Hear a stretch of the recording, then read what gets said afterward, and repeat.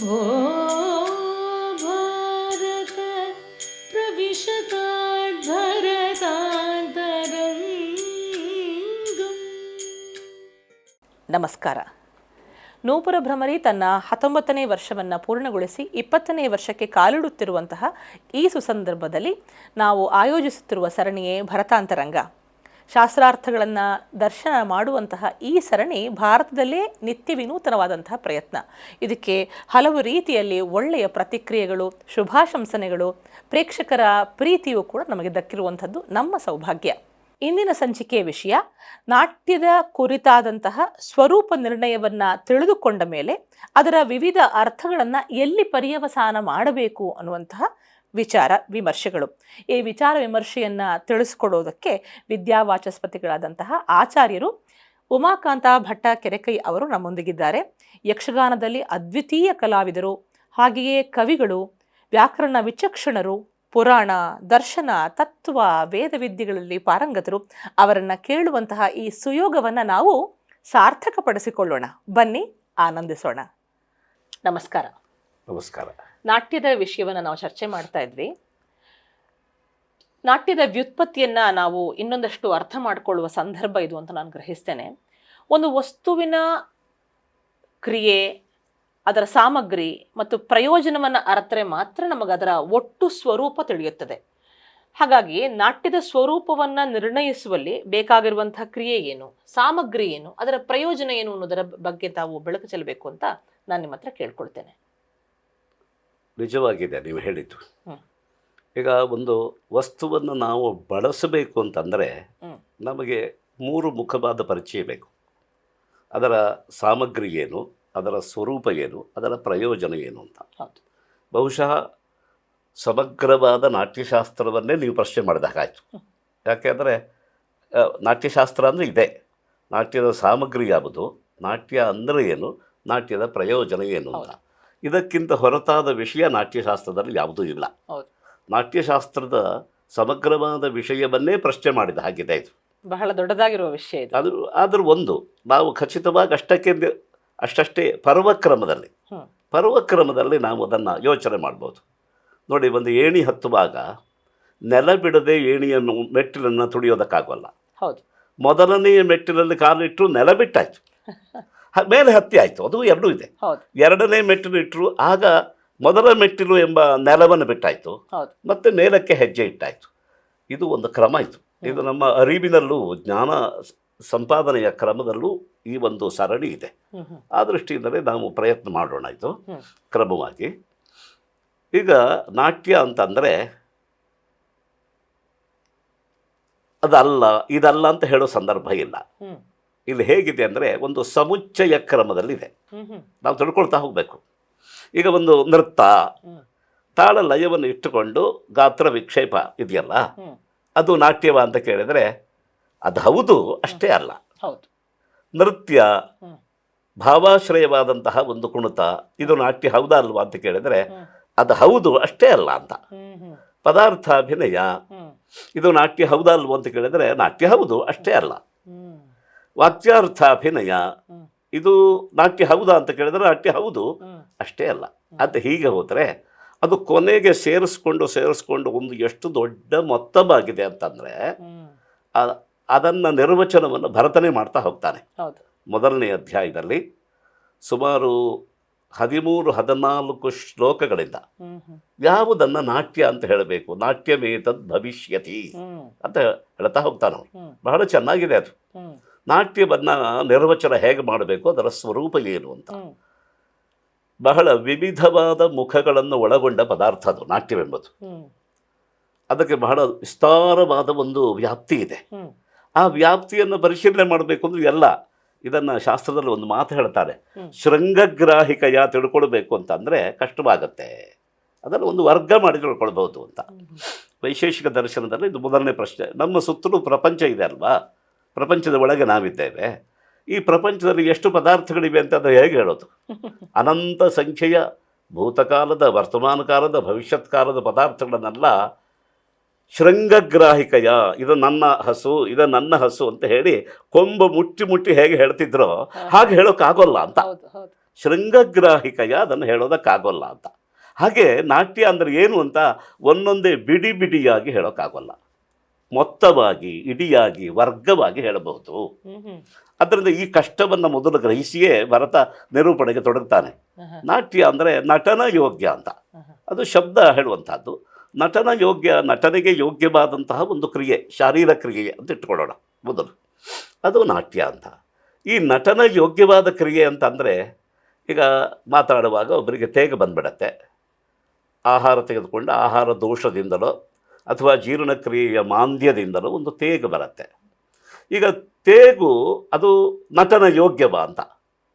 ಈಗ ತನಗೆ ಹೊಟ್ಟೆ ತುಂಬಿದೆ ಊಟ ಆಗಿ ಅಂತ ಹೇಳುವ ಒಂದು ಪ್ರಕರಣ ಇದ್ದಾಗ ನಟನ ಯೋಗ್ಯ ಅದು. ಹೌದು ಹೌದು. ನಟನಿಗೆ ಅವನ ಆಹಾರ ದೋಷದಿಂದ ಬರುವ ಆಕಳಿಕೆ ತೇಗು ಅದು ನಟನ ಯೋಗ್ಯ ಅಲ್ಲ, ಹೌದೌದು, ಬಂದುಬಿಡುತ್ತೆ ಅದು. ಹೌದು. ಹಾಗಂತ ಅದನ್ನು ತಪ್ಪಿಸ್ಲಿಕ್ಕೂ ಆಗೋದಿಲ್ಲ. ನಿಜ. ಆವಾಗ ಏನಾಯಿತು ಅಂದರೆ ವೇಗದಿಂದ ದೇಹದಲ್ಲಿರುವ ಅನೇಕ ವೇಗಗಳಿಂದ ಕೆಲವು ಶಾರೀರ ಕ್ರಿಯೆಗಳು ಬಂದುಬಿಡ್ತವೆ. ಅದು ನಟನ ಯೋಗ್ಯವಲ್ಲ, ಅದನ್ನು ಅಲ್ಲಿ ಅಭಿವ್ಯಕ್ತಿ ಮಾಡಬಾರ್ದು ರಂಗದಲ್ಲಿ. ಈಗ ಅದನ್ನು ವಾರಣ ಮಾಡಲಿಕ್ಕೂ ಆಗೋಲ್ಲ, ನಿರಾಕರಣೆ ಮಾಡಲಿಕ್ಕೆ ಆಗೋದಿಲ್ಲ. ಹಾಗೆ ಏನು ಮಾಡೋದು ಅಂತ ನಟನು ಕೌಶಲದಿಂದ ನಟನ ಯೋಗ್ಯ ಅಂತ ತೋರಿಸ್ತಾನೆ. ಅದು ತೋರಿಸೋದು.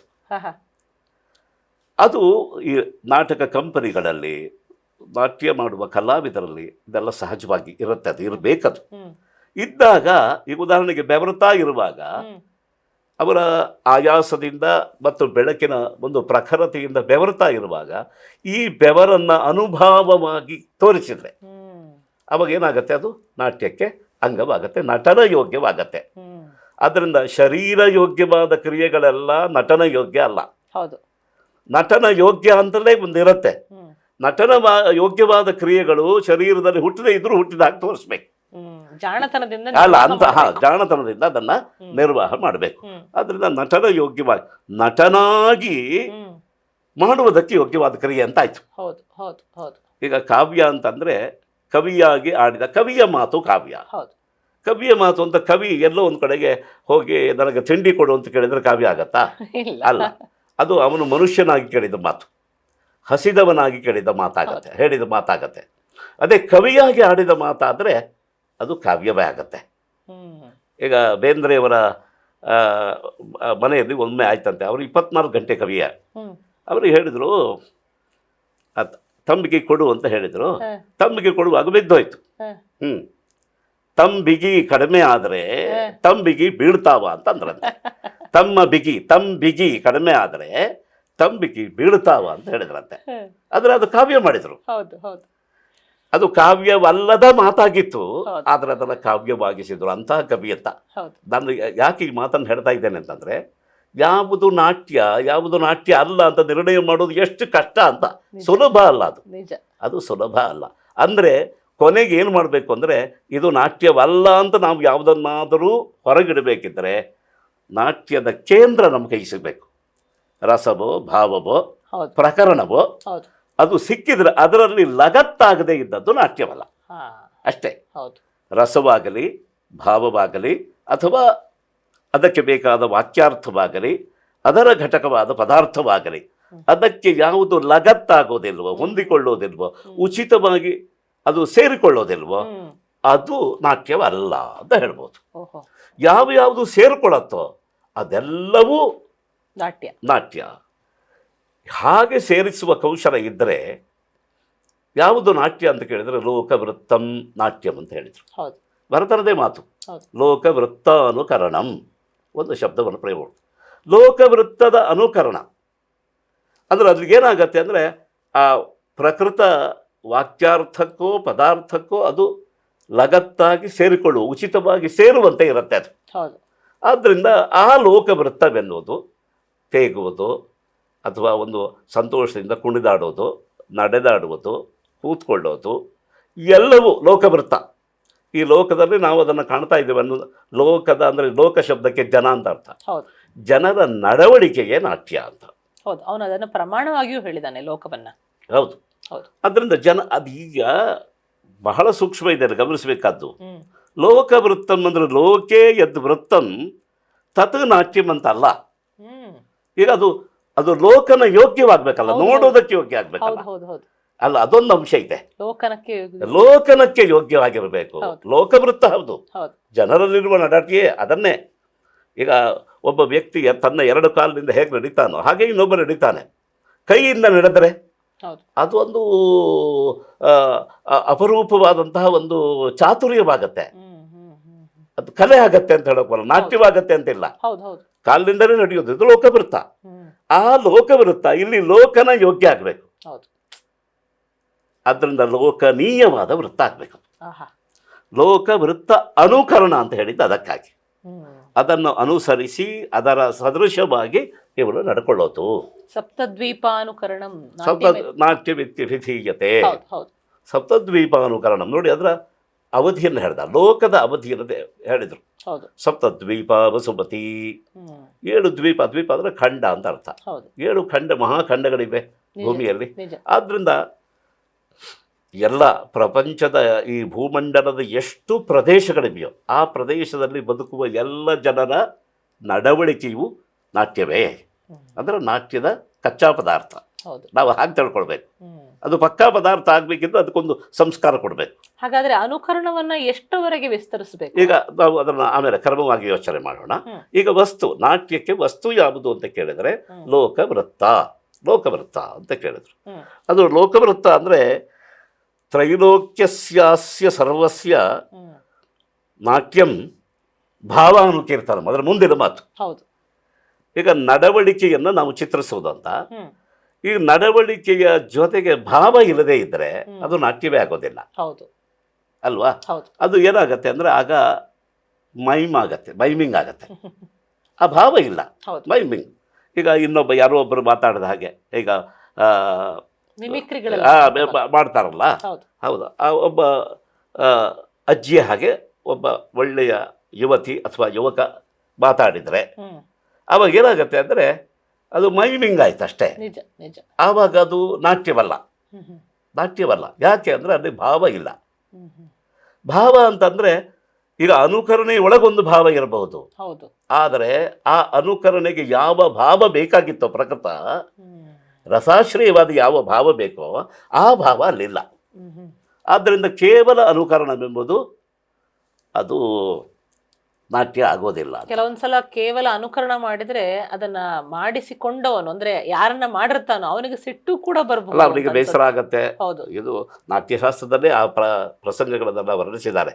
ರಾಕ್ಷಸರೆಲ್ಲ ಸಿಟ್ಟು ಮಾಡಿದರು, ಆಮೇಲೆ ಅವರಿಗೆ ಅದರ ಬಗ್ಗೆ ಸರಿಯಾದಂತಹ ಒಂದು ವಿವೇಕವನ್ನು ಹುಟ್ಟುವ ಹಾಗೆ ಉಪದೇಶ ಮಾಡಲಾಯಿತು. ಇದು ಒಂದು ಸಂದರ್ಭವನ್ನೆಲ್ಲ ವಿವರಿಸಿದ್ದಾರೆ, ಭರತನೇ ವಿವರಿಸಿದ್ದಾರೆ. ಅದರಿಂದ ನಮಗೇನು ಗೊತ್ತಾಗತ್ತೆ ಅಂದರೆ ಅನುಕರಣೆ ಅಲ್ಲ ಅಂತಾದರೆ ಅನುಕರಿಸಲ್ಪಟ್ಟವನು ಸಂತೋಷ ಪಡ್ತಾನೆ, ಅದು ಅನುಕರಣೆ ಅಂದರೆ ಅವನು ಬೇಸರ ಪಡ್ತಾನೆ. ಹಾಗಾದ್ರೆ ಯಾವ ಮಟ್ಟಕ್ಕೆ ಏರ್ಬೇಕದು? ಅದಕ್ಕಾಗಿ ಭರತನೇ ಒಂದು ಪದ ಪ್ರಯೋಗ ಮಾಡಿದ, ತ್ರೈಲೋಕ್ಯಸ್ಯಾಸ್ಯ ಸರ್ವಸ್ಯ ನಾಟ್ಯಂ ಭಾವಾನುಕೀರ್ತನಂ. ಭಾವಗಳ ಈಗ ಅನುಕರಣೆ ಅಲ್ಲ, ನಾವು ಅವನ ಶಬ್ದವನ್ನು ಬೇರೆ ಮಾಡಿದ, ನಾವು ಗಮನಿಸಬೇಕು. ಭಾವಾನುಕೀರ್ತನಂ ಅಂತ ಹೇಳಿದ. ಈಗ ಅನುಕರಣ ಎಂಬ ಶಬ್ದವನ್ನು ಹೇಳಿ ಆ ಅನುಕರಣ ಎಂಬ ಒಂದು ವಿಷಯವನ್ನ, ಪದಾರ್ಥವನ್ನ ಪರಿಷ್ಕಾರ ಮಾಡುವ ಅಗತ್ಯ ಇದೆ ಅಂತ ಅವರಿಗೆ ಅನಿಸಿದೆ, ಭರತನಿಗೆ. ಆದ್ದರಿಂದ ಅವನು ಏನು ಮಾಡಿದ ಅಂದರೆ ಅದನ್ನು ಮೊದಲು ವೃತ್ತಾನುಕರಣಂ ಅಂತ ಹೇಳಿದ, ಲೋಕವೃತ್ತದ ಅನುಕರಣ ಅಂತ. ಆ ಅನುಕರಣ ಎಂಬುದನ್ನೇ ಪರಿಷ್ಕಾರ ಮಾಡಿ 3 ಲೋಕದಲ್ಲಿ ಇರುವಂತಹ ಒಂದು ಭಾವಾನುಕೀರ್ತನಂ, ಭಾವದ ಒಂದು ಅನುಕೀರ್ತನ. ಈಗ ಅದೇ ಭಾವವನ್ನು ಮತ್ತೆ ಹುಟ್ಟಿಸೋದ ಅಲ್ಲ, ನಿಜ. ಅದೇ ಭಾವವನ್ನು ಮತ್ತೆ ಹುಟ್ಟಿಸಿದ್ರೆ ಏನಾಗತ್ತೆ ಅಂದರೆ ಭಾವುಕನಾಗ್ಬಿಡ್ತಾನೆ ಅಷ್ಟೇ. ಹೌದು. ಮತ್ತೆ ಭಾವ ಅನ್ನುವಂಥದ್ದು ಯಾವ ಕಾಲಕ್ಕೂ ಇರುವಂಥದ್ದೇ ಆಗಿದೆ. ಅದು ಸಹಜವಾಗಿ, ಲೋಕ ಸಹಜವಾಗಿ ಇರುವಂಥದ್ದು. ಈಗ ಲೋಕ ಹುಟ್ಟಿದಂದಿನಿಂದ ಲೋಕ ಅಳಿವಲ್ಲಿವರೆಗೂ ಕೂಡ ಯಾವುದು ನಿಜವಾಗಿಯೂ ಕೂಡ ಇರುತ್ತದೆ ಅಂತಂದರೆ ಅದು ಭಾವಗಳೇ. ನಮ್ಮ ಕೋಪಗಳು ಅಥವಾ ಬೇಸರಗಳು ಅಥವಾ ಇನ್ಯಾವುದೇ ರೀತಿಯ ಪ್ರೀತಿಯಾಗಿರಲಿ, ಅನುಕಂಪ ಆಗಿರಲಿ, ಎಲ್ಲದೂ ಹೊರಟು ಹೋದ ನಂತರವೂ ಉಳಿಯಬಲ್ಲಂಥದ್ದು ಭಾವವೇ ಅಲ್ವಾ? ಬಹುಶಃ ಅದಕ್ಕೋಸ್ಕರವೇ ಭಾವವನ್ನು ತಲುಪಿದ್ರೆ ರಸವನ್ನು ತಲುಪೋದಕ್ಕೆ ಸುಲಭ ಅಂತಲೇ ಅವನು ಭಾವಾನುಕೀರ್ತನಂ ಅಂತ ಕರೆದಿದ್ನು ಏನು? ಹೀಗೂ ತಗೊಳ್ಬೋದು ನೋಡಿ. ಈಗ ಭಾವ ಅಂದ್ರೆ ಅದು ಇರೋದೆ ಅಂತಂದ್ರೆ ಇದ್ರೂ ನಮ್ಗೆ ಅನುಭವಕ್ಕೆ ಯಾಕೆ ಬರ್ತಾ ಇಲ್ಲ ಅನ್ನೋ ಒಂದು ಪ್ರಶ್ನೆ ಬರುತ್ತೆ. ಈಗ ನಮ್ಮಲ್ಲೇ ಪ್ರೀತಿ ಇದೆ, ಅಪ್ರೀತಿ ಇದೆ ಅಲ್ವಾ, ಸಂತೋಷ ಇದೆ, ದುಃಖ ಇದೆ, ಎಷ್ಟು ವಿಧವಾದ ಭಾವಗಳಿವೆಯೋ ಹ್ಮ್ ಆ ಭಾವಗಳೆಲ್ಲ ನಮ್ಮಲ್ಲೇ ಇವೆ. ಹ್ಮ್ ಇದ್ದ ಮೇಲೆ ನಾವು ಹಾಗಿದ್ರೆ ರಂಗ ಪ್ರಯೋಗವನ್ನು ನೋಡಬೇಕಾ ಅನ್ನೋ ಒಂದು ಪ್ರಶ್ನೆ ಬರುತ್ತೆ ಅಲ್ವಾ. ಹೌದು, ಅದು ಲೋಕವೇ ಆಗುತ್ತೆ ಮತ್ತೆ. ಆ ಬರಹ ಲೋಕವೇ ಆಗತ್ತೆ. ಆದರೆ ಇರುವ ಭಾವ ಆದರೂ ಕೂಡ ಆ ಭಾವ ನಮಗೆ ಉದ್ಬುದ್ಧ ಆಗಬೇಕು. ನಿಜ. ಇದೆ. ಹೌದು. ಈಗ ನಮ್ಮೊಳಗೆ ಒಂದು ಸಂತೋಷ ಇದೆ. ಹ್ಮ್ ಆ ಸಂತೋಷ, ಉದಾಹರಣೆಗೆ ಸಂತೋಷ ಇದೆ ಅನ್ನೋದಕ್ಕೆ ನಮ್ಮ ಗುರುತಿಯಲ್ಲಿ ಅಂದರೆ ಒಂದು ಮಗು ತೊಟ್ಟಿನಲ್ಲಿ ಆಟ ಆಡ್ತಾ ಇರತ್ತೆ. ಹ್ಮ್ ತಾಯಿ ಎದೆ ಹಾಲು ಕೊಟ್ಟು ಅದಕ್ಕೆ ಹೊಟ್ಟೆ ತುಂಬಿದೆ, ಹ್ಮ್ ಸ್ನಾನ ಮಾಡಿಸಿ ಅದಕ್ಕೊಂದು ಉಲ್ಲಾಖ ಸ್ಥಿತಿ ಬಂದಿದೆ, ಹ್ಮ್ ಮಲಗಿಸಿದ್ರೆ ನಿದ್ದೆ ಬಂತು. ನಿದ್ದೆ ಮಾಡಿ ಎಚ್ಚರ ಆದಮೇಲೆ ಆ ಮಗು ಅಲ್ಲೇ ಆಟ ಆಡತ್ತೆ. ಹ್ಮ್ ತನ್ನ ಪಾದವನ್ನು ತಗೊಂಡು ಬಾಯಲ್ಲಿ ಹಾಕ್ಕೊಂಡು ಹೂ ಅಂತೆಲ್ಲ ಏನೇನೋ ತುಂಬ ಅದ್ಭುತವಾಗಿರುತ್ತೆ, ನಾವು ಗಮನಿಸ್ಬೇಕು. ಹೌದು ಹೌದು. ಈ ಸುಖ ಹ್ಮ್ ಅಥವಾ ಈ ಆನಂದ ಎಲ್ಲಿತ್ತು ಅಂತ, ಹ್ಮ್ ಮಗುವಿಗೆ ಯಾವುದರಿಂದ ಬಂತು ಅಂತ. ನಿಜವೇ. ಯಾವುದರಿಂದ ಬಂತು ಅಂತ ಕೇಳಿದ್ರೆ ಯಾವುದರಿಂದಲೂ ಬಂದಿಲ್ಲ, ಯಾರು ಆಡಿಸ್ತಾ ಇಲ್ಲ. ಹ್ಮ್ ಆಡಿಸಿ ಬಂದ ಆನಂದ ಅಲ್ಲ ಇದು, ಹ್ಮ್ ತನ್ನೊಳಗೆ ತಾನೇ ಆಡುವ ಆನಂದ. ಹೌದು ಹೌದು. ಆದ್ದರಿಂದ ಏನಾಯಿತು, ಈ ಆನಂದ ಆ ಮಗುವಿನಲ್ಲಿ ಇದೆ. ಅದೇ ರೀತಿ ಆ ಮಗುವಿನಲ್ಲಿ ದುಃಖವೂ ಇದೆ. ಹೌದು. ದುಃಖ ಎನ್ನುವುದು ಯಾವಾಗ ಅಭಿವ್ಯಕ್ತವಾಗುತ್ತೆ ಅಂದರೆ ಹಸಿವಾದಾಗ, ನಿಜ. ಕಿವಿ ನೋವು ಬಂದಾಗ, ಹೊಟ್ಟೆಯಲ್ಲಿ ಏನೋ ಒಂದು ಸಂಕಟ ಆದಾಗ ಒಳಗಿರುವ ದುಃಖವೇ ಉದ್ಬುದ್ಧವಾಗತ್ತೆ, ಪ್ರಕಟವಾಗತ್ತೆ. ಹೌದು. ಇದು ಲೋಕದಲ್ಲಿ ಲೋಕವೃತ್ತ ಹೀಗಿದೆ. ಹ್ಮ್ ಈಗ ನಮ್ಮಲ್ಲಿರುವಂತಹ ಭಾವ ಅಂತ ಹೇಳಿದ್ದೆ ಅದಕ್ಕಾಗಿ. ಹ್ಮ್ ನಮ್ಮಲ್ಲಿ ಎಲ್ಲ ಭಾವಗಳಿದೆ. ಇರುವ ಭಾವವನ್ನು ಉದ್ಬೋಧಗೊಳಿಸೋದಕ್ಕೆ ರಂಗ ಬೇಕು, ಆಹಾ. ಉದ್ಬೋಧಗೊಳಿಸೋದಕ್ಕೆ. ಆದ್ದರಿಂದ ಏನಾಯಿತು ಅಂದರೆ ಭರತ ಪ್ರಯೋಗ ಮಾಡಿದ ಒಂದು ಪದದ ಔಚಿತ್ಯ ಚೆನ್ನಾಗಿ ಗೊತ್ತಾಗತ್ತೆ. ನಿಜ. ಭಾವ ಉತ್ಪಾದನ ಅಲ್ಲ, ಹೌದು ಭಾವ ಅನುಕೀರ್ತನಂ ಅಂತ ಶಬ್ದ ಪ್ರಯೋಗ ಮಾಡಿದ. ಹೌದು ಹೌದು. ನಿಮ್ಮಲ್ಲೇ ಇರೋದಪ್ಪ ಭಾವ, ಹ್ಮ್ ಹರ್ಷ ಶೋಕಗಳೆಲ್ಲ ನಿಮ್ಮಲ್ಲೇ ಇರೋದು. ಹೌದು. ಅದನ್ನು ಅನುಸರಿಸಿ ಇಲ್ಲಿ ಕೀರ್ತನೆ ಮಾಡಿದ್ದೇವೆ ನಾವು. ಹ್ಮ್ ಹ್ಮ್. ಅಲ್ಲಿ ಒಂದು ಕಡೆಗೆ ಅದರ ಉಲ್ಲೇಖ ಮಾಡಿದಾಗ ಇಲ್ಲಿ ಅದರ ತರಂಗಗಳು ಹುಟ್ಟುಕೊಡತ್ತೆ, ಹಾಗಾಗಿ ರಸ ನಿಷ್ಪತ್ತಿ ಆಗುತ್ತೆ, ನಿಷ್ಪತ್ತಿ ಆಗುತ್ತೆ. ಆ ಭಾವ ತರಂಗಗಳು ನಮ್ಮಲ್ಲಿ ಹುಟ್ಟೋದ ಕಾರಣ ಏನು ಅಂದರೆ ನಮ್ಮಲ್ಲಿರುವ ಭಾವವನ್ನು ಉದ್ಬೋಧನಗೊಳಿಸೋದಕ್ಕೆ ಅವನು ಅನುಕೀರ್ತನ ಮಾಡ್ತಾ ಇದ್ದಾರೆ. ಹ್ಮ್ ಹ್ಮ್ ಭಾವ ಅನುಕೀರ್ತನಂ. ಹ್ಮ್ ತುಂಬ ಸೂತ್ರ ಘಟಕವಾದ ಪದಗಳು. ಎಷ್ಟು ಸೂಕ್ಷ್ಮ ಅಂದರೆ ನೀವು ಯಾವ ಯಾವ ಸಿದ್ಧಾಂತ ಬೇಕಾದರೂ ಇಟ್ಕೊಳ್ಳಿ, ವಿಜ್ಞಾನದ ಯಾವ ವಿಧಾನವನ್ನು ಬೇಕಾದರೂ ಭಾವಿಸ್ಕೊಳ್ಳಿ, ಅದರ ಹಿನ್ನೆಲೆಯಲ್ಲಿ ನಾವು ಇದಕ್ಕೊಂದು ಜಸ್ಟಿಫಿಕೇಶನ್ ಕೊಡ್ಬೋದು, ಹೌದು. ಒಂದು ಸಮರ್ಥನೆಯನ್ನು ಯೋಚನೆ ಮಾಡ್ಬೋದು. ಹಾಗೆ ನೋಡಿದ್ರೆ ಭಾರತೀಯ ರಂಗ ಸಂಪ್ರದಾಯ ಕೊಟ್ಟಿರುವಂತಹ ಅತ್ಯದ್ಭುತವಾದಂತಹ ಮೌಲ್ಯ ಇದು ಅಂತ ಅದರ ಮೌಲ್ಯ ಅಂದ್ರೆ ಏನು, ನೀವು ಯಾವುದನ್ನು ಇದರ ಹೊರತಾಗಿ ಏನೂ ಹೇಳೋಕ್ಕಾಗಲ್ಲ. ಯಾಕೆಂದ್ರೆ ಆರ್ಟ್ ಈಸ್ ಅನ್ ಇಮಿಟೇಷನ್ ಅನ್ನುತ್ತೆ ಹೌದು. ಪಾಶ್ಚಾತ್ಯ ಸಂಪ್ರದಾಯಗಳೆಲ್ಲವೂ ಸರಿ ಇದೆ. ಕೂಡ ಅದರಿಂದ ಸ್ವಲ್ಪ ಮುಂದುವರೆದು ಹೇಳುವಂತಹ ಪ್ರಯುಕ್ತಿಯನ್ನ ಭರತನೇ ಮಾಡ್ದ ಅಂತ ಅಲ್ಲ, ಅದೇ ಇರೋದು. ಹ್ಮ್. ಈಗ ಇಮಿಟೇಷನ್ ಅಂದ್ರೆ ಇಮಿಟೇಷನ್ ಎನ್ನುವುದನ್ನು ನೆಗೆಟ್ ಮಾಡಿಲ್ಲ, ಹೌದು ಹೌದು ಹೌದು ಅದನ್ನು ರೆಫ್ಯೂಟ್ ಮಾಡಿಲ್ಲ, ಅದನ್ನು ನಾವೇನು ನಿರಾಕರಣೆ ಮಾಡಿಲ್ಲ. ಹೌದು. ಅವ್ನು ಆದ್ರೆ ಹೇಳಿದಾನೆ. ಅಷ್ಟಲ್ಲ ಅದರ ಆಚೆಗೆ ಬನ್ನಿ ಅಂತ. ಹೌದು ಯಾಕೆಂದ್ರೆ ಅಲ್ಲಿ ತೃಪ್ತಿ ಇಲ್ಲ, ನಿಜ. ಅಲ್ಲಿಗೆ ತೃಪ್ತಿ ಇಲ್ಲ. ಹೌದು. ಈಗ ನಮ್ಮ ಪುರಾಣದಲ್ಲಿ ಒಂದು ಕಥೆ ಇದೆ. ಹ್ಮ್ ಮನುವಿಗೆ ಒಂದು ಮೀನು ಸಿಕ್ತಂತೆ. ಹೌದು ಆ ಮೀನನ್ನು ರಕ್ಷಣೆ ಮಾಡೋದಕ್ಕೆ ತನ್ನ ಕಮಂಡಲ್ಲೇ ಹಾಕಿದ. ಹೌದು. ಮತ್ಸ್ಯಾವತಾರ. ಅದು ಬೆಳೀತಾ ಬೆಳೀತಾ ಆ ಕಮಂಡಲು ಸಾಕಾಗ್ಲಿಲ್ಲ, ಹ್ಮ್ ಬೆಲ್ಲಗೆ ಬಾವಿಗೆ ಹಾಕಿದ. ಅಲ್ಲೂ ಬೆಳೀತಾ ಬೆಳೀತಾ ಬಾವಿ ಸಾಕಾಗ್ಲಿಲ್ವಂತೆ. ಅದೇ ಮೀನು, ಬೇರೆ ಮೀನಲ್ಲ, ಅದನ್ನ ತೆಗೆದು ಒಂದು ಕೆರೆಗೆ ಹಾಕದ. ನಿಜ. ಬೆಳೀತಾ ಕೆರೆಯನ್ನೆಲ್ಲ ತುಂಬಿಕೊಡ್ತು, ಹ್ಮ್. ಅದು ಸಾಕಾಗ್ಲಿಲ್ಲ. ಆದ್ದರಿಂದ ಆ ಮೀನನ್ನ ಎತ್ತಿ ಒಂದು ನದಿಯಲ್ಲಿ ಬಿಟ್ಟ. ಹ್ಮ್ ನದಿಯ ಪಾತ್ರದ ಉದ್ದಕ್ಕೆ ಅದು ಬೆಳ್ಕೊಳ್ತು, ಸಾಕಾಗ್ಲಿಲ್ಲ. ಹ್ಮ್ ತೆಗೆದುಕೊಂಡು ಹೋಗಿ ಸಮುದ್ರದಲ್ಲಿ ಹಾಕಿದ. ಹೌದು. ಸಮುದ್ರದಲ್ಲಿ ಹಾಕಿ ಅಲ್ಲೂ ಬೆಳೆದ ಆ ಮೀನು ಹ್ಮ್ ಮನುವನ್ನು ಹ್ಮ್. ಮುಂದಿನ ಮನುಕುಲಕ್ಕೆ ಬೇಕಾದ ಬೀಜಗಳನ್ನು ರಕ್ಷಣೆ ಮಾಡಿಕೊಡ್ತು, ಹೌದು ಹೌದು ಅಲ್ವಾ? ಹೌದು ಹೌದು. ಇದು ಹಾಗೆ ನಾಟ್ಯ ಪ್ರಪಂಚದ ರಕ್ಷಣೆಗೆ ಹ್ಮ್ ಈ ಮನು ಮೀನವನ್ನು ಸಾಕಿದ ಹಾಗೆ ನಾವು ಸಿದ್ಧಾಂತಗಳನ್ನು ಸಾಕಬೇಕೀಗ, ಹೌದು. ಅಲ್ವಾ? ಹ್ಮ್ ಲೋಕವೃತ್ತ ಅನುಕರಣಂ, ಹ್ಮ್ ಅದರ ನಡವಳಿಕೆಯ ಅನುಕರಣ ಅಂತ ಪ್ರಾರಂಭ ಆಗದ್ದು.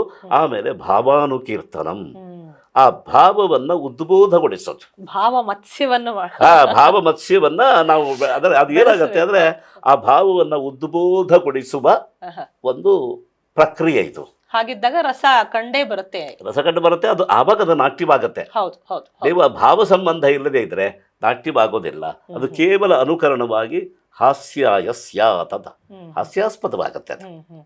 ಅದು ಈ ಅವಸ್ಥಾನುಕರಣ ಅಂತ ಅನ್ನುವಂತಹ ಪದವು ಇದಕ್ಕೆ ಹತ್ತಿರವಾಗಿ ಅಲ್ಲ, ಅದಕ್ಕೆ ಹತ್ತಿರವಾಗಿದೆ. ಈಗ ನೋಡಿ, ಭಾವ ಅಂತ ಒಂದು ಶಬ್ದವನ್ನು ಹೇಳಿದ್ರೆ ಹ್ಮ್. ಅದು ಯಾವುದರ ಅವಸ್ಥೆ? ಅದು ಹ್ಮ್ ಹ್ಮ್. ಚಿತ್ತದ ಅವಸ್ಥೆ, ಹೌದು ಹೌದು ಚಿತ್ತದ ಅವಸ್ಥೆ. ಹೌದು. ಅವಸ್ಥಾನುಕೀರ್ತನಂ, ಹೌದು. ಅವಸ್ಥಾನುಕರಣ. ಈ ಪದ ಹ್ಮ್. ಅಭಿನವ ಗುಪ್ತರಿಗೆ ಬಹಳ ಪ್ರಿಯವಾದ ಪದ ಅದು. ಹೌದು, ತುಂಬಾ ಚರ್ಚೆ ಮಾಡಿ ಅವರು ಒಂದು ಶೈವ ದರ್ಶನದ ಪರಿಭಾಷೆಯಿಂದ ಎಲ್ಲವನ್ನೂ ಬಹಳ ಚೆನ್ನಾಗಿ ಸಂಗಮನ ಮಾಡಿ ಸಮರ್ಥನೆ ಮಾಡಿದ್ದಾರೆ. ಹ್ಮ್. ಆ ಒಂದು ಸಿದ್ಧಾಂತದ ಹಿನ್ನೆಲೆಯಲ್ಲಿ ಈ ಅವಸ್ಥಾನುಕೀರ್ತನಂ ಎಂಬುದು ಅಥವಾ ಭಾವಾನುಕೀರ್ತನಂ ಎಂಬುದು ಅವರಿಗೆ ತುಂಬ ಇಷ್ಟವಾದ ಶಬ್ದ. ಅದು ಇಷ್ಟವಾದ ಶಬ್ದವಾದ್ದರಿಂದಲೇ ಅದನ್ನು ಅವರು ವಿಸ್ತರಿಸಿದ್ದಾರೆ. ಇರಲಿ, ನಾವು ಅದನ್ನು ಇನ್ನೊಂದು ಅವಧಿಯಲ್ಲಿ ನೋಡೋಣ ಅನ್ನ. ಆದರೆ ಈಗೇನಾಯಿತು ಅಂದರೆ ಭಾವಾನುಕೀರ್ತನಂ ಎಂಬುದನ್ನು ನಾಟ್ಯದ ಸ್ವರೂಪ ಅಂತ ನಾವು ಭಾವಿಸಬಹುದು ಅಂತ. ಈಗ ಲೋಕವೃತ್ತಾನುಕರಣಂ ಎನ್ನುವುದನ್ನು ಮತ್ತೊಂದು ರೀತಿ ಪರಿಷ್ಕಾರ ಮಾಡಿ ಭರತರೇ ಹೇಳಿದ್ದಾನೆ. ನಾನಾ ಭಾವೋಪಪನ್ನಂ ನಾನಾವಸ್ಥಾಂತರಾತ್ಮಕಂ ಲೋಕವೃತ್ತಾನುಕರಣಂ ನಾಟ್ಯಮೇತನ್ ಮಯಾ ಕೃತಂ ಅಂತ. ಇಂತಹ ಒಂದು ನಾಟ್ಯವನ್ನು ನಾನು ಮಾಡಿದ್ದೇನೆ ಅಂತ.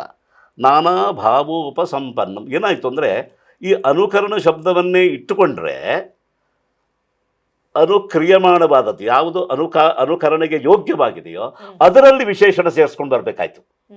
ನಾನಾ ಭಾವೋಪಪನ್ನಂ ಅದು ಲೋಕವೃತ್ತಕ್ಕೆ ವಿಶೇಷಣ. ಈ ಲೋಕವೃತ್ತ ಎನ್ನುವುದು ಅನೇಕ ಭಾವಗಳಿಂದ ಕೂಡಿದೆ. ಅವಾಗೇನಾಯ್ತು, ಭಾವಾನುಕೀರ್ತನ ಎಂಬ ಅಂಶವನ್ನು ನಾವು ಅನುಕರಣೆ ಮಾಡಲಿಕ್ಕಿರುವ ನಾಟ್ಯದ ಒಳಗೆ ಸೇರಿಸಿದ ಅವನು. ಗೊತ್ತಾಯ್ತು ಗೊತ್ತಾಯ್ತು. ಈಗ ಒಂದು ಕ್ರಿಯೆಯನ್ನು ಪರಿಷ್ಕಾರ ಮಾಡಿಕೊಳ್ಬೇಕು ಅಥವಾ ಕ್ರಿಯೆಯ ನಿಮಿತ್ತವನ್ನು ಪರಿಷ್ಕಾರ ಮಾಡಬೇಕು. ಈಗ ನಿಮಿತ್ತ ಪರಿಷ್ಕಾರ ಮಾಡಿ ಅವನೇ ಹೇಳ್ತಾ ಇದ್ದಾನಾಯ್ತು. ಯಾಕೆ ಭರತ ಹೀಗೆಲ್ಲ ವಿವಿಧವಾಗಿ ಹೇಳ್ದ? ಸ್ಪಷ್ಟವಾಗಿ ಹೇಳೋಕ್ಕಾಗೋಲ್ವಾ ಅಂತ ಕೇಳಿದರೆ ಸುಲಭ ಅಲ್ಲ ಸ್ಪಷ್ಟವಾಗಿ ಹೇಳೋದು.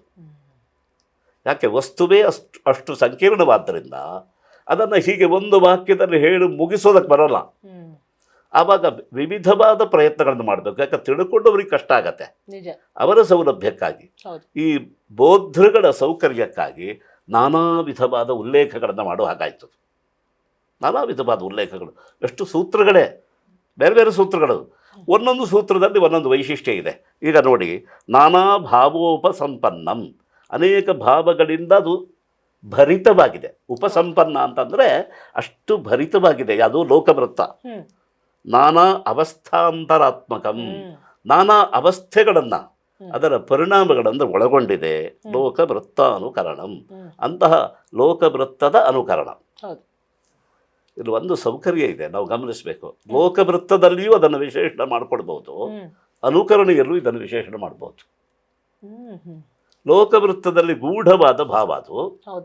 ಅದು ನೋಡುವ ಸಹೃದಯರಿಗೆ ಉದ್ಬುದ್ಧ ಆಗಬೇಕು ಅಂತಂದ್ರೆ ಅನುಕರಣೆಯಲ್ಲಿ ಭಾವ ಬರಬೇಕು.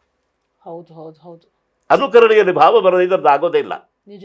ಅನುಕರಣೆಯಲ್ಲಿ ಭಾವ ಇಲ್ಲದೆ ಇದ್ದರೆ ಮೈಮಿಂಗ್ ಆಗತ್ತೆ. ಅದು ಅನುಕರಣೆಯಲ್ಲೂ ಭಾವ ಇರಬೇಕು. ಒಬ್ಬ ಕುಂಟು ಹಾಕೊಂಡು ನಡೀತಾನೆ ಅಂತ ಇಟ್ಕೊಳ್ಳಿ, ಅವನ ಆ ನಡೆಯಲ್ಲಿ ಭಾವ ಇದೆ. ತರ ಕಾಲಿಲ್ಲ ಎಂಬ ನೋವಿದೆ, ಹೇಗಾದ್ರೂ ಅಷ್ಟು ದೂರ ಹೋಗ್ಬೇಕಲ್ಲ ಎಂಬ ಶ್ರಮ ಇದೆ. ಅವನಲ್ಲಿ ಭಾವ ಇಲ್ವಾ? ಭಾವೋಪಸಂಪನ್ನವಾಗಿದೆ ಅವನ ನಡೆ, ಕುಂಟು ನಡೆ. ಅದೇ ಕುಂಟು ನಡೆ ತೋರಿಸುವವನಲ್ಲಿ ಭಾವ ಇಲ್ಲ, ಆವಾಗ ಮೈಮಿಂಗು. ಅದೇ ಭಾವ ಬಂದ್ರೆ ಅದು ನಾಟ್ಯವಾಗತ್ತೆ. ಸಾಧಾರಣೀಕರಣಕ್ಕೆ ಇದೇ ಮೂಲ ಅಲ್ಲ, ಅದೇ ಇರೋದು. ಅದು ಸಾಧಾರಣೀಕರಣಕ್ಕಾಗಿಯೇ ಈ ಯೋಜನೆ ಇರೋದೇ ಅದಕ್ಕೆ. ಆದ್ದರಿಂದ ಒಬ್ಬ ಕುಂಟನಿಗಿರುವ ನೋವು ಅಭಿನಯಿಸುವವನಲ್ಲೂ ಇರಬೇಕದು. ಅಥವಾ ಅವನಿಗೆ ನೋವಿಲ್ಲದೆ ಇದ್ರು ಆ ನೋವು ನೋಡುವವರಿಗೆ ಆಗ್ಬೇಕು. ನೋಡುವವರಿಗೆ ಕಾಲಿದೆ, ಅಭಿನಯಿಸುವವನಿಗೆ ಕಾಲಿದೆ. ನಾವು ಗಮನಿಸಬೇಕು. ಕಾಲಿದ್ದು ಕುಂಟಾಗುತ್ತಾನೆ, ನೋವಿಲ್ಲದೆ ಕುಂಟಾಗ್ತಾನ ಅವನು. ಆದರೆ ನೋಡಿದ ಒಬ್ಬ ಸಹೃದಯರಿಗೆ ಕಾಲಿದ್ದರೂ ಕುಂಟುತನದ ನೋವಾಗಬೇಕು. ಭಾವವನ್ನ ಅದು ನಾವು ಅನುಕೀರ್ತನ ಮಾಡಿದ್ರೆ ಎಷ್ಟೊಂದು ದೊಡ್ಡದಾಗಿರುವಂತಹ ಸಾಧ್ಯತೆ ತೆರೆದುಕೊಳ್ಳುತ್ತೆ ಅಂತ. ಅಲ್ಲ, ಅದೇ ಇರೋದು. ಈಗ ನೋಡಿ, ಆ ಅನುಕೀರ್ತನಂ ಅಂತ ಶಬ್ದ ಪ್ರಯೋಗ ಮಾಡಿದ್ರಿಂದ ನಟ ಅನುಭವಿಸಬೇಕೋ ಬೇಡವೋ ಎನ್ನುವುದನ್ನು ಗುಟ್ಟಾಗಿಟ್ಟವನು ಭರತ. ಗುಟ್ಟಾಗಿಟ್ಟ. ಈಗ ತುಂಬಾ ಜನ ಅದನ್ನು ಹೇಳ್ತಾರೆ, ಈಗ ಅವನು ಗುಟ್ಟಾಗಿ ಇಟ್ಟಿದ್ರಿಂದಲೇ ಬೇರೆ ಬೇರೆ ಸಿದ್ಧಾಂತಗಳು ಹುಟ್ಕೊಳ್ತು. ನಟನಿಗೆ ಅನುಭವ ಇಲ್ಲ, ಕ್ರಿಯೆ ಮಾತ್ರ ಅಂತ ಒಂದು ಸಿದ್ಧಾಂತ. ಆ ಕ್ರಿಯೆ ಭಾವಪೂರ್ಣ ಆಗೋದಕ್ಕೆ ಬೇಕಷ್ಟು ಅನುಭವ ಬೇಕವನಿಗೆ, ಕುಂಟನಿಗಿರುವಷ್ಟು ನೋವಿಲ್ಲ ಅಂತ. ತಾರತಮ್ಯ, ಪ್ರಮಾಣ ತಾರತಮ್ಯವನ್ನು ಇಟ್ಟುಕೊಂಡು ಯೋಚನೆ ಮಾಡಿದ್ರು. ಅವನಿಗೆ ನೋವೇ ಇಲ್ಲ ಅಂತಲ್ಲ, ಕುಂಟು ಹಾಕುವಾಗ ಒಂದು ಆಯಾಸ ಇಲ್ವಾ? ಆಯಾಸದ ನೋವಿದೆ. ಆದರೆ ನಾನು ಕುಂಟಾಗ್ಬಿಟ್ನಲ್ಲ, ನನಗೆ ದೇವರ ಕಾಲು ಕೊಟ್ಟಿಲ್ವಲ್ಲ ಎಂಬ ಒಂದು ತಳಮಳ ಇಲ್ಲ ಅವನಿಗೆ, ಅದಿಲ್ಲ. ಆದ್ದರಿಂದ ಅದರ ಪ್ರಮಾಣ ಕಡಿಮೆ ಆಯಿತು, ಅಷ್ಟು ನೋವಿದೆ ಅಂತ. ಆದರೆ ಇದನ್ನು ನೋಡಿದ ಒಬ್ಬ ಪ್ರೇಕ್ಷಕನಿಗೆ ಕುಂಟನಿಗೆ ಅವನಲ್ಲಿರುವ ತಳಮಳಕ್ಕೆ ಸಮಾನವಾದ ಒಂದು ತಳಮಳ ಆಗತ್ತೆ. ಸಮಾನ ಎನ್ನುವಲ್ಲೂ ಕೂಡ ಅಷ್ಟೇ ಪ್ರಮಾಣ ಅಂತಲ್ಲ, ಆಗ್ರಹಿಸಬಾರ್ದು. ಈಗ ಆ ತಳಮಳ ಆದಾಗ ಅವನಿಗೆ ಒಂದು ಸಂಕಟ ಆದಾಗ ಕುಂಟನಿಗೆ ಯಾವ ಕಾಲು ಅನುಕೂಲವಾಗಿಲ್ವ ಆ ಕಾಲಿನ ಬಗ್ಗೆ ಪ್ರೀತಿ ಇರುತ್ತೋ ಇಲ್ವಾ? ಇದ್ದೇ ಇರುತ್ತೆ. ಹೌದು. ಪ್ರೀತಿ ಇದ್ದೇ ಇರತ್ತಲ್ವಾ? ಅದು ಸರಿಯಾಗಲಿ ಎಂಬ ಒಂದು ಸದ್ಭಾವನೆಯೂ ಇರುತ್ತೆ. ಹೌದು. ಅದು ಸಹೃದಯನಿಗೆ ಆ ಭಾವ ಬೇಕಾಗಿಲ್ಲ. ಅದೇ ವೈಯಕ್ತಿಕವಾದಂತಹ ಭಾವಗಳನ್ನ ಮೀರಿ ಹೌದು. ಸಾಧಾರಣೀಕೃತವಾದಂತಹ ಭಾವಗಳನ್ನ ಯೂನಿವರ್ಸಲೈಸೇಷನ್ ಅದನ್ನೇ ಚೆನ್ನಾಗಿ ಘಟಿಸುತ್ತೆ. ಅಲ್ಲಲ್ಲ ಇವ್ರು ನೋಡಿ, ಆ ಸಾಧಾರಣೀಕೃತ ಭಾವದಲ್ಲೂ ಕೆಲವು ಭಾಗ ಕಳೆದು ಹೋಗತ್ತೆ, ಹೌದು. ಇನ್ನು ಕೆಲವು ಭಾಗ ಸೇರ್ಕೊಳ್ಳತ್ತೆ ಅಂತ ಹೌದು, ಆ ಹೌದು. ವಿಷಯ ಸೇರಿಸ್ತಾ ಇದ್ದಾನೆ. ಹೌದು ಹೌದು. ನಂಗೆ ಈ ಕಾಲ ಸರಿಯಾಗಲಿ ಎಂಬ ಅವನ ಭಾವ ಇಲ್ಲಿ ಬರೋಲ್ಲ. ನಿಜ ನಿಜ ನಿಜ ನಿಜ ನಿಜ ನಿಜ. ಯಾಕೆಂದ್ರೆ ಇವನಿಗೆ ಸರಿಯಾಗೇ ಇದೆ, ಹೌದು ಹೌದು. ಸರಿಯಾಗಿರೋದ್ರಿಂದ ಅದು ಬರೋಲ್ಲ, ಇನ್ನು ಬೇರೆದು ಬರುತ್ತೆ. ಅದೇ ವೈಯಕ್ತಿಕ ಭಾವ ಅಳೆದು ಇನ್ನೊಂದಷ್ಟು ಇನ್ನೊಂದು ಅದ್ರಲ್ಲಿ ಈ ಸಾಧಾರಣ ಆಗುವಾಗಲೆಲ್ಲ ಇಂತಹ ಪ್ರಕ್ರಿಯೆ ಇದೆ. ಕೆಲವು ಭಾಗ ಕಳ್ಕೊಳ್ಳತ್ತೆ, ಹೌದು, ಕೆಲವು ಭಾಗ ಸೇರ್ಕೊಳ್ಳತ್ತೆ. ಹೌದು ಹೌದು. ಅಭಿನವ ಗುಪ್ತರು ಇದನ್ನೆಲ್ಲ ಗಮನಿಸಿ ಮಾತಾಡಿದ್ದಾರೆ. ಹೌದು ಹೌದು. ಆದ್ದರಿಂದ ಇವತ್ತು ಆ ನಾಟ್ಯಶಾಸ್ತ್ರ ಅಭಿನವ ಭಾರತೀಯದ ಬರುವ ಆ ನಾಟ್ಯದ ನಿರೂಪಣೆ ಇದೆಯಲ್ಲ, ಹೌದು, ನಾವು ಅದನ್ನು ಅನುಸಂಧಾನ ಮಾಡಲಿಕ್ಕೆ ತುಂಬ ಸಿದ್ಧತೆ ಬೇಕು. ಹೌದು, ತುಂಬ ಸಿದ್ಧತೆ ಬೇಕು. ಇಲ್ಲದ ಸುಲಭ ಅಲ್ಲ, ಸುಲಭವಾಗಿ ದಕ್ಕುವಂಥದ್ದಲ್ಲ. ಇಂತಹ ಅನೇಕ ವಿಷಯಗಳನ್ನು ಗಮನಿಸಿ ಪರಿಷ್ಕಾರ ಮಾಡಿ ಅವರಿಗೆ ನಮಗೆ ಪ್ರಬೋಧವಾಗುವಂತೆ ನಿರೂಪಣೆ ಮಾಡಿದ್ದಾರೆ ಅವರು. ಈಗ ಭಾವಾನುಕೀರ್ತನಂ ಲೋಕವೃತ್ತಾನುಕರಣಂ ಎನ್ನುವುದು ಒಂದು ಸ್ಥಿತಿ. ಈಗ ಭಾವ ಶಬ್ದವನ್ನು ಪರಿಷ್ಕಾರ ಮಾಡಿಕೊಳ್ಳೋ ಅಗತ್ಯ ಇದೆ ಅಂತ. ಭಾವವೆಂಬುದು ಆಗಂತುಕವಾಗಿದ್ದರೆ, ತಾತ್ಕಾಲಿಕವಾಗಿದ್ದರೆ, ಆ ಭಾವವೆಂಬುದು ಅದರಿಂದ ಆಗುವ ಪರಿಣಾಮವು ತಾತ್ಕಾಲಿಕ ಆಗತ್ತೆ. ಅದರ ಅನುಕರಣೆ ಮಾಡಬಾರ್ದು ಅಂತಲ್ಲ, ಅದು ಇರಲಿ, ಅದರ ಅನುಕರಣವಾಗಬಹುದು, ಅದರ ಅನುಕೀರ್ತನವೂ ಆಗಬಹುದು. ಆದರೆ ನಮಗೆ ಬಹಳ ದೃಢವಾದ ಪರ್ಯವಸಾಯಿಯಾದಂತಹ ಒಂದು ಪರಿಣಾಮ ಆಗಬೇಕು ಅಂತ ಆದರೆ ಸ್ವಭಾವ ಆಗಬೇಕದು. ಕೇವಲ ಭಾವ ಆದರೂ ಸಾಲದು, ಸ್ವಭಾವವಾಗಬೇಕು. ಯೋಯಂ ಸ್ವಭಾವೋ ಲೋಕಸ್ಯ ಸುಖ ದುಃಖ ಸಮನ್ವಿತಃ ಸೋಂಗಾದ್ಯಭಿನಯೋಪೇತಃ ನಾಟ್ಯಮಿತ್ಯಭಿಧೀಯತೆ. ನೋಡಿ, ಅವರೇ ಪರಿಷ್ಕಾರ ಮಾಡ್ಕೊಂಡ ಅದನ್ನ. ಲೋಕವೃತ್ತ ನಡವಳಿಕೆ ಅಂತಿತ್ತು, ಆಮೇಲೆ ಲೋಕದ ಭಾವ ಅಂತ ಆಯ್ತು, ಈಗ ಸ್ವಭಾವವನ್ನು ಹೇಳ್ತಾ ಇದ್ದಾರೆ. ಮೆಟ್ಲು ಹತ್ತಾ ಇದ್ದಾರೆ. ಅಂದ್ರೆ ಅದ್ರ ಜೊತೆಗೆ ಇದನ್ನು ಬಿಟ್ಟಿಲ್ಲ, ಲೋಕವೃತ್ತವನ್ನ ಬಿಟ್ಟಿಲ್ಲ, ಭಾವವನ್ನ ಬಿಟ್ಟಿಲ್ಲ, ಅದರ ಜೊತೆಗೆ ಸ್ವಭಾವವನ್ನು ಸೇರಿಸ್ಕೊಂಡು ಸೋಪಾನ ಕ್ರಿಯೆ. ಹೌದು. ಇದು ಏನಾಗಿದೆ ಅಂದ್ರೆ ಲೋಕಸ್ಯ ಯೋಯಂ ಸ್ವಭಾವ, ಯಾವ ಸ್ವಭಾವ ಇದೆಯೋ, ಯಾವುದು ಸ್ವಭಾವವಾಗಿದೆಯೋ ಅದರ ಒಂದು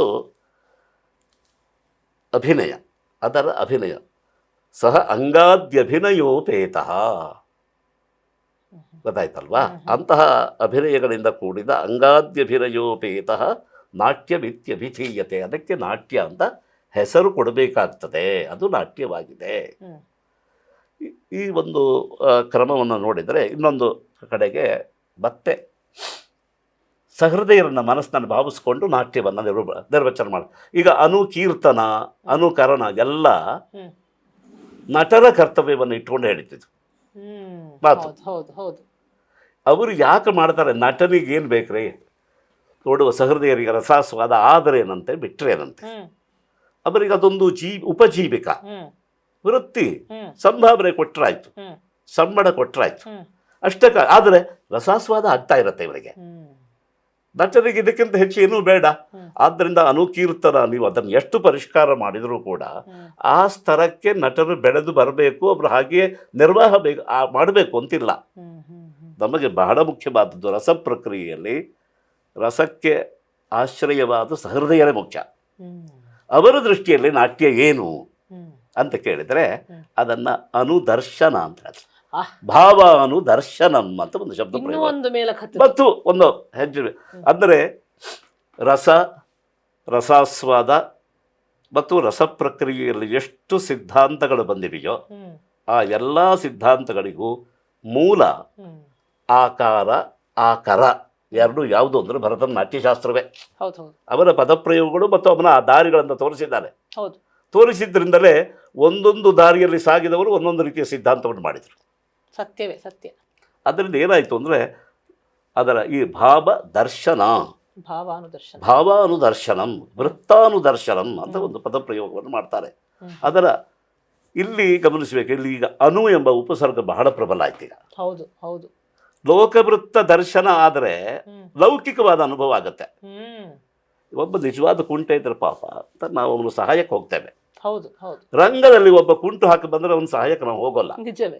ಹಾಗೆ ಹೋದ್ರೆ ರಸಭಂಗ ಆಯ್ತದ. ಅಲ್ಲ, ರಸಭಂಗ ಆಯ್ತು, ಅದು ರಸವಿಗ್ರಹ ಅದು. ಹೌದು, ಅಲ್ಲ, ಅವನ ಸಹಾಯಕ್ಕೆ ಹೋಗೋಲ್ಲ. ಅಂದ್ರೆ ಅವಾಗ ಏನಾಯ್ತು, ಆ ಅನುಭವ ಬೇರೆ, ಹ್ಮ್, ಈ ಅನುಭವ ಬೇರೆ ಅಂತ ಆಯ್ತು. ನಿಜವೇ. ಹೌದು. ಈ ಅನುಭವ ವ್ಯತ್ಯಾಸ ಆದದ್ದು ಯಾಕೆ ಅಂತ ಕೇಳಿದ್ರೆ, ಹ್ಮ್. ಅಲ್ಲಿ ಅದರ ದರ್ಶನ ಇದೆ, ಅನುದರ್ಶನ ಇಲ್ಲ. ಹಾ, ಲೋಕದಲ್ಲಾದ್ರೆ ಒಬ್ಬನ ಆ ಪಂಗುವಿನ ದರ್ಶನ ಇದೆಯೇ ಹೊರತು ಹ್ಮ್, ಪಂಗುವಿನ ಅನುದರ್ಶನ ಇಲ್ಲ. ನಿಜವೇ. ಅದರ ಏನಾಗಿದೆ ಅಂತಂದರೆ, ಅನುದರ್ಶನದಲ್ಲಿ ಅನುದರ್ಶನ ಇವೆಂಬ ಅನುಭವವನ್ನು ಪಡೆದಾಗ ನಮಗೆ ಸಂತೋಷ ಆಗ್ಬಿಡತ್ತೆ, ಹ್ಮ್, ದುಃಖ ಆಗೋಲ್ಲ. ಹೌದು ಹೌದು ಹೌದು. ಈಗ ಒಬ್ಬ ಅಳೋದು, ನಟ ಅಳತಾ ಇರುವಾಗ ರಾಮನಿಗೆ ಎಂಥ ದುಃಖ ಬಂತು ಛೇ ಅಂತ ನಮ್ಮ ಕಣ್ಣು ಒದ್ದೆ ಆಗತ್ತೆ. ಹೌದು ಕಣ್ಣು ಒದ್ದೆ ಆದ ಮರುಕ್ಷಣದಲ್ಲಿ ಬಹಳ ಚೆನ್ನಾಗಿ ಅಭಿನಯಿಸಿದ ಅಂತ ಹೌದು ಹೌದು ಅಂದ್ಕೊಂಡ್ಬಿಡ್ತೇವೆ ನಾವು. ಹೌದು ಅದು ನಮಗೆ ಸಂತೋಷವನ್ನೇ ಕೊಡುತ್ತೆ. ಹೌದು, ಆದ್ದರಿಂದ ಇದು ಅನುದರ್ಶನದಲ್ಲಾದ ಪ್ರಭಾವ. ನಿಜ. ದರ್ಶನದಲ್ಲಿ ಈ ಪ್ರಭಾವ ಇಲ್ಲ, ಹೌದು ದರ್ಶನದಲ್ಲಿ ಇದಿಲ್ಲ. ಹೌದು ಆದ್ದರಿಂದ ಭಾವಾನುದರ್ಶನಂ ನಾಟ್ಯಂ ಹೌದು. ಅಂತ ಹೇಳಿ ಭರತ ನಾಟ್ಯದ ಸ್ವರೂಪವನ್ನು ವಿವಿಧವಾಗಿ ಹೇಳ್ತಾ ಇದ್ದಾನೆ. ಇದು ಒಂದು ದಿಗ್ದರ್ಶನ ಮಾತ್ರ, ಅವನೇ ಎಲ್ಲ ಕಡೆ ಬರ್ತಾನೆ ಅಂತಿಲ್ಲ. ಹೌದು. ನೀವು ಎಲ್ಲಿ ಹೋಗಬೇಕು ಅಂತ ಕೇಳಿದರೆ, ನಾನು ಇಂಥಲ್ಲಿ ಲಾಲ್ ಬಾಗಿಗೆ ಹೋಗಬೇಕು ಅಂತ ಹೇಳಿದರೆ, ಹ್ಮ್, ಲಾಲ್ ಬಾಗಿಗೆ ಹೋಗುವ ದಾರಿ ಇದು ಅಂತ ಬೆರಳು ತೋರಿಸಿದ ಹಾಗೆ ಹೌದು. ನಾವು ಬೆರಳನ್ನೇ ಹಿಡ್ಕೊಳ್ಬಾರ್ದು. ಹ್ಮ್, ಬೆರಳನ್ನೇ ಹಿಡ್ಕೊಂಡ್ರೆ ಏನಾಗತ್ತೆ ಅಂತಂದರೆ, ಬೆರಳು ಸಿಗತ್ತೆ, ಲಾಲ್ ಬಾಗ್ ಸಿಗೋಲ್ಲ. ನಿಜ. ಈ ಪದಗಳನ್ನು ಇಟ್ಟುಕೊಂಡು ಪದಗಳ ನಿಜವಾದ ಪದ ಸ್ಥಾನ ಯಾವುದು ಅಂತ ಹೌದು. ಆ ಕಡೆಗೆ ನಾವು ಯಾತ್ರೆಯನ್ನು ಮಾಡಬೇಕು. ಹಾಗೆ ಮುಂದೆ ಸಾಗಿದರೆ ನಾಟ್ಯ ಏನು ಎನ್ನುವುದನ್ನು ನಾವು ಭಾವಿಸಬಹುದು. ಈ ನಾಟ್ಯದ ಸ್ವರೂಪ ಏನು ಎನ್ನುವುದನ್ನು ಹೇಗೆ ಹೇಗೆ ಪರ್ಯವಸಾನ ಮಾಡಿ ಹ್ಮ್, ಬೇರೆ ಬೇರೆ ಲಾಕ್ಷಣಿಕರು ಉಪಸಂಹಾರ ಮಾಡಿದ್ದಾರೆ ಎಂಬುದನ್ನು ಹ್ಮ್. ಮುಂದೆ ನೋಡೋಣ. ಆಗಲಿ. ಸಪ್ತದ್ವೀಪಾನುಕರಣ, ಅನುಕರಣ, ಅದರ ನಂತರ ಅವಸ್ಥಾನುಕರಣ, ಅವಸ್ಥಾನು ಕೀರ್ತನ, ಕೊನೆಗೆ ಭಾವಾನುದರ್ಶನ, ಇಂತಹ ಒಂದು ಸೋಪಾನ ಕ್ರಿಯೆಯನ್ನು ನೀವು ತಿಳಿಸ್ಕೊಟ್ರೆ ಇದನ್ನ ಮತ್ತೊಂದಷ್ಟು ವಿವೇಚಿಸೋಣ ಮುಂದಿನ ಸಂಚಿಕೆಯಲ್ಲಿ. ನಿಮಗೆ ಹಾರ್ದ ಪ್ರಣಾಮಗಳು, ಅಭಿವಾದನೆಗಳು. ನಮಸ್ಕಾರ. ಹೇಗನ್ನಿಸ್ತು ಸಂಚಿಕೆ? ಇಷ್ಟ ಆಯ್ತಾ? ಖಂಡಿತ ಇದನ್ನು ಹಲವು ಮಂದಿಗೆ ತಲುಪಿಸೋದಕ್ಕೆ ಮರಿಬೇಡಿ. ನಮ್ಮ ಜಾಲತಾಣದಲ್ಲಿರುವಂತಹ ಗುಂಪು ಪುಟ ಖಾತೆಗಳನ್ನು ಕೂಡ ಪರಿಶೀಲಿಸಿ, ಹಳೆಯ ಸಂಚಿಕೆಗಳನ್ನು ಪರಾಮರ್ಶನ ಮಾಡಿ, ಪುಸ್ತಕಗಳನ್ನು ಓದಬಹುದು. ಹಾಗೆಯೇ ನಾಟ್ಯಶಾಸ್ತ್ರ ಸಂಬಂಧಿತವಾಗಿರುವಂತಹ ಕೋರ್ಸ್ಗಳನ್ನು ಕೂಡ ನೀವು ಗಮನಿಸಿ ಅದರಲ್ಲಿ ಭಾಗವಹಿಸಿ ಹೆಚ್ಚಿನ ಜ್ಞಾನವನ್ನು ಪಡೆದುಕೊಳ್ಳಬಹುದು. ನಮ್ಮ ಈ ಥರದ ಕಾರ್ಯಕ್ರಮಗಳಿಗೆ, ಕರ್ತವ್ಯಗಳಿಗೆ ನೀವು ಒತ್ತಾಸೆಯಾಗಬಹುದು. ನಿಮ್ಮ ಅನುದಾನ, ಚಂದ, ಹಾಗೆಯೇ ಒಂದು ಆರ್ಥಿಕವಾದಂತಹ ನೆರವನ್ನು ಕೂಡ ನಮ್ಮ ಸಂಸ್ಥೆಗೆ ಕೊಡಬಹುದು. ಇದಕ್ಕೆ ಸಂಬಂಧಿತವಾದಂತಹ ATG ಮೊದಲಾದಂತಹ ಅನುಕೂಲಗಳು ಕೂಡ ನಿಮಗೆ ದೊರೆಯಲಿದ್ದಾವೆ. ಮುಂದಿನ ಸಂಚಿಕೆಯಲ್ಲಿ ಭೇಟಿಯಾಗೋಣವೇ? ನಮಸ್ಕಾರ. ಚೇತ ಪ್ರಸಾದ ಸದನಂ ವಸತಿಂ ಸುವಾಚಾಂ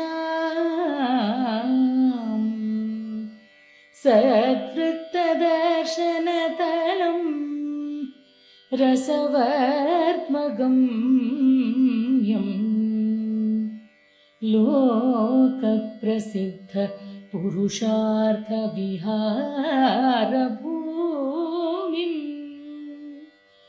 ಭೋ ಭಾರತ ಪ್ರವಿಶತಾ